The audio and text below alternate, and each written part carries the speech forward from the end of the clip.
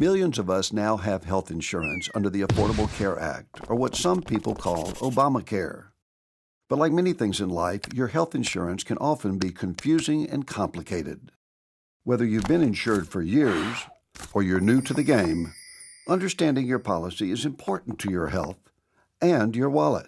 First things first, you have to pay your premium every month or your insurance could get canceled, kind of like your cable subscription. You can also think of it like a shared healthcare piggy bank. We all chip in each month, even if we're healthy, so the money is there when we need it. If you get insurance at work, your employer probably pays most of your premium, and the rest comes out of your paycheck automatically. If you have Medicaid, you most likely don't have to pay any premium at all. The federal government and your state take care of that. If you're insured through a new health insurance marketplace, depending on your income, you may be eligible for a tax credit that pays a portion of your premium.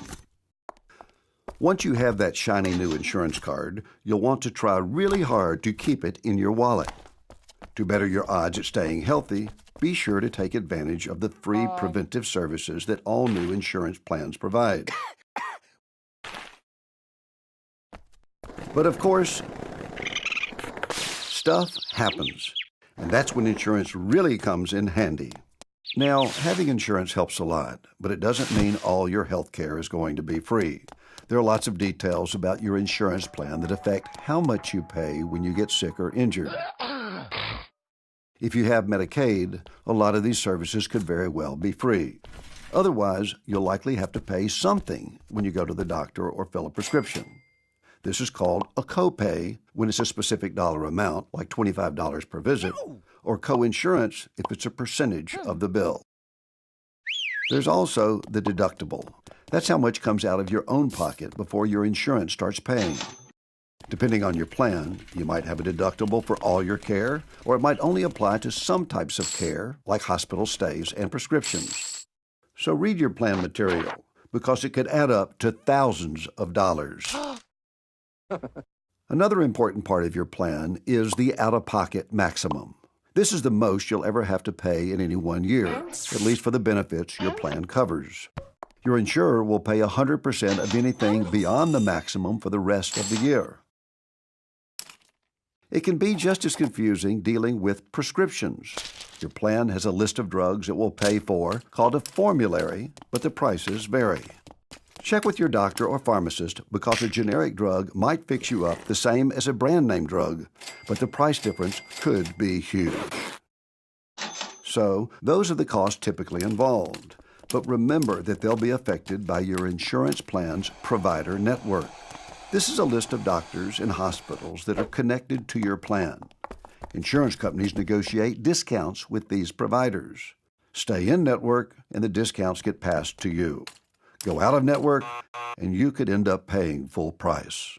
And remember that out-of-pocket limit? It won't work if you go out of network.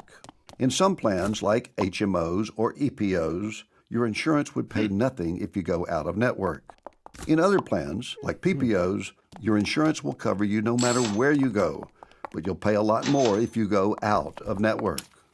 Also, if you want to visit a specialist, like an orthopedist, some plans require a referral from your primary care doctor. Sound easy enough? Well, sometimes staying in network can be tricky. In a hospital, it's possible that your surgeon could be in network while your anesthesiologist is not. If this happens to you, don't be afraid to negotiate with your provider or file an appeal with your insurer. So as you can see, there's a lot to think about when you choose an insurance plan each year. Some plans may have low premiums, but fewer doctors or hospitals and high deductibles. There are trade-offs, and understanding and choosing among plans isn't always easy. Remember, if you have questions, call your health plan and ask, or check with your hospital or doctor. If you still have questions, your state insurance department or consumer assistance program can help. With the Affordable Care Act, there's new support for consumers, so take advantage of it. Having health insurance protection is a good thing, especially when you know how it works. We hope you're now better prepared for the next time you have to pull that insurance card out of your wallet. Stay safe, America.